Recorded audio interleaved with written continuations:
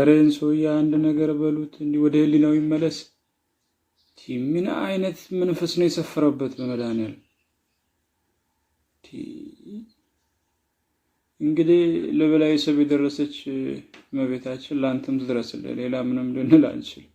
ይሄ በጣም የሚያሳፍር ነው። ሰው እንዴት ከዛ የመሰለ ክብሩ ወርዶ እንዲህ ተራ መሃይም ይሆናል?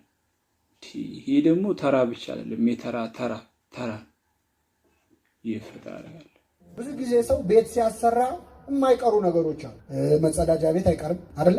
ማብሰያ ቤት አይቀርም፣ መኝታ ቤት አይቀርም። ጸሎት ቤት ያስፈልጋል። ክርስቲያኖች ከሆናችሁ ቤት ስታሰሩ ጸሎት ቤት ዲዛይን ውስጥ መግባት አለበት። ሽንት ቤት አስፈልጎ፣ ማድ ቤት አስፈልጎ ጸሎት ቤት ያስፈልጋል። በጣም ወሳኝ ጉዳይ እኮ ነው። በመሰረቱ እኛ ሀገር ደግሞ አንዴ ካልቸር ከሆነ ሆነ ነው። እንደምታውቁት የቤት ዕቃችን የቤት አቀማመጣችን አንዴ የሆነ ሰው ጀመረው በዛው ነው አይደል? እዚህ ጋር ሶፋ፣ ከዛ እዛ ቴሌቪዥን፣ እዛ ብዙ ብርጭቆ ያለበት ማን እንዳመጣው እግዚአብሔር ያውቅ። የቤተሰቡ አባል አይጠጣባቸው ብርጭቆ አሉ ብቻ።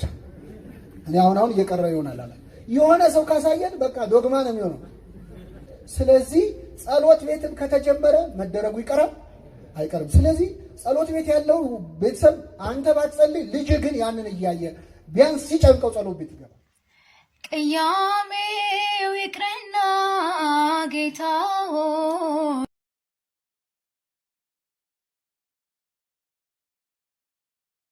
ራከን ሞት ነው የከበበን።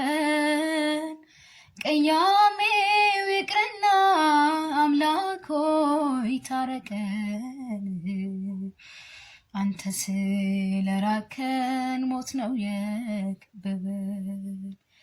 እስከ መቼ ድረስ ሕዝብ ተጎሳቅሎ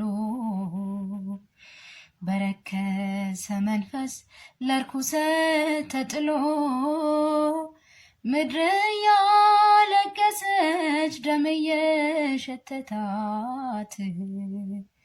እባክህ አምላኬ ኢትዮጵያን ታረቃት። እባክህ ትግራይና አማራ ምን ጊዜም ተለያይተው የማይኖሩ በእምነትም በታሪክም አንድ ናቸው። የፖለቲካ ሰዎች ግን አለያዩአቸው።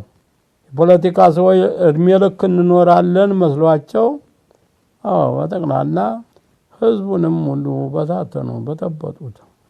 ትግራይና አማራ ሆድና ጀርባ ስለሆነ ሰው ሆድና ጀርባ ስለሆነ አንድነቱ ስለጠፋ ብዙ ስህተት እየተፈጸመ ነው። የሚጠቅመው ግን ያለፈው አለፈ።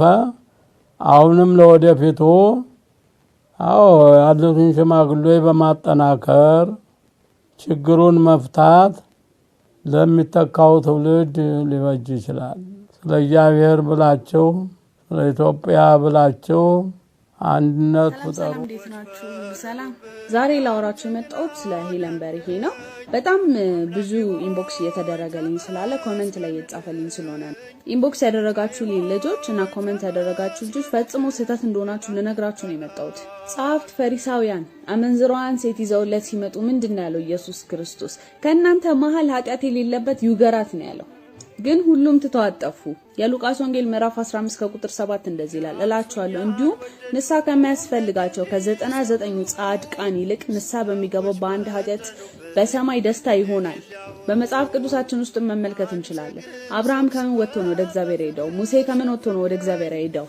እንዲሁም ሉቃስ 6:41 እንደዚህ ይላል፣ በወንድምህ አይን ላይ ያለው ጉድፍ ስለምን ታያለህ? በራስህ አይን ግን ያለው ምሰሶ ስለምን አትመለከትም አለ። እንደዚህ ያላችሁ ሰዎች ሁሉ ራሳችሁን ተመልከቱ። ሲቀጥል ደግሞ ከዓለማዊ ወደ መንፈሳዊ ስትመጣ ደስ ነበር ሊላችሁ የሚገባው ነበር። በጣም ግርም እያስጠላኝ ያለው ነገር ይሄ ተራ ፖለቲካ ጨዋታችሁን እያመጣችሁ ኦርቶዶክስ ላይ የምትለጥፉት፣ ገዳማትን የምታቃጠሉት፣ ቤተክርስቲያንን የምታቃጠሉት፣ ምዕመናንን የምትገሉት ምን አይነት የሚያስጠላ ጨዋታ ነው ያዛችሁት? ምን ሆናችሁ ነው? እወቁት። ለምንድን ነው የተነሳችሁት? ኦርቶዶክስ ላይ ደግሞ እወቁት። እሺ ክርስቲያንና ሚስማርን በመታችሁት ቁጥር እየጠበቅን ነው የምንሄደው። እኛን ባስጨነቃችሁን ቁጥር ሃይማኖታችንን እያጸና ነው የምንሄደው። አንድ ሰው በገደላችሁ ቁጥር 1000 ሰው ነው የምትመልሱት። 1000 ሰው እወቁት። ልንገራችሁ፣ እግዚአብሔር ዝም ሲል የማይፈርድ እንዳይመስላችሁ፣ ይፈርዳል። ፍርዱም ኃይለኛ ነው። ከዛ እንድትመለሱ ነው። ጸልዩ። የትንቢቱ መፈጸሚያ አታርገኝ በሉ። የፖለቲካና የዘር ጨዋታችሁን ወደዛ ጣሉትና ኦርቶዶክስን ተውልን። ከዚህ በኋላ ደግሞ እኛ ዝም አንልም። የቻልነውን በሙሉ እናደርጋለን። ዝም አንልም። እሺ በቃ እጃችሁን ከቤተ ክርስቲያን ላይ አንሱ እንዴ! እናም ደግሞ ኦርቶዶክሶች እባካችሁ ንስሐ ገብታችሁ ራሳችሁን አዘጋጁ። እሺ ከዚህም የባሰ ነገር ቢመጣ ለእግዚአብሔር ቀርበን ለሁሉም እንመቻች። አመሰግናለሁ። ማጠር አይተህ አትማረር። እዚህ ያደረሰ እግዚአብሔር ነው። ለወደፊትም ካንተ ጋር የሚኖረው እግዚአብሔር ነው። ለደረስክበት ተመስገን በለው። የጎደለህ ቢኖር ለበጎ ነው። 8000 ማለት የመጨረሻው ዘመን ሁለት ነገሮች የሚፈጸሙባቸው ናቸው። ሁለት ቀላል፣ ሁለት ከባድ፣ 4 ናቸው የሚፈጸሙት በጥብቅ ነገር። አንዱ ክፉ፣ አንዱ መልካም ማለት ነው። አንዱ ደግሞ ሐሰተኛው ነብይ፣ ሁለተኛው ደግሞ ምጽአት ማለት ነው። ትልቁ ምጽአት ጥሩ ነው አይቀርም። ጥሩ ዘመን ደግሞ አለች። ሁለት መልካም፣ ሁለት ክፉዎች አሉ። አንዱ ክፉ አሁን የመጀመሪያው እኛ ያለንበትን በጠየቅ መሰረት አሁን የጥፋት የዓለም ሶስተኛው ጥፋት ጊዜ ስለሆነ ክፉ ዘመን ሊያልቅ ሲል መልካሙ ዘመን ሊመጣ ሲል በየስፍራው ክርስቲያኖች እንደ በግ ይታረዳሉ።